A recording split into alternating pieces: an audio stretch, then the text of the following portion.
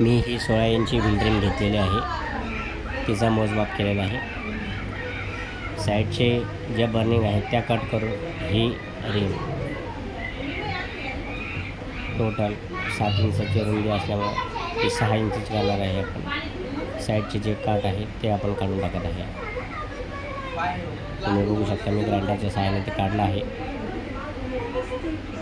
निघलेली ring 5 इंची झालेली आहे. पूर्ण रिंगची साईज आहे 15 इंच. निघलेली रिंग कामात घेऊया.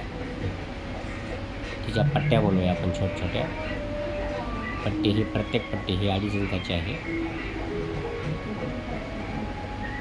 तिला प्लेन करूया.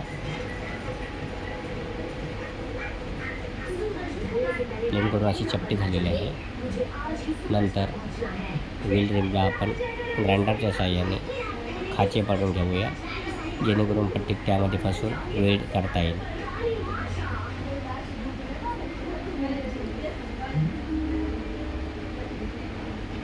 पट्टी आता आपण त्या खाच्यामध्ये टाकून वेल्ड करत आहोत. नंतर आपण व्हील असेंबल आणून त्याला नटा बोल्टाने टाईट केले आहे. बघू शकता तुम्ही. व्हीलरला फिट करण्यासाठी आपली रिंग तयार.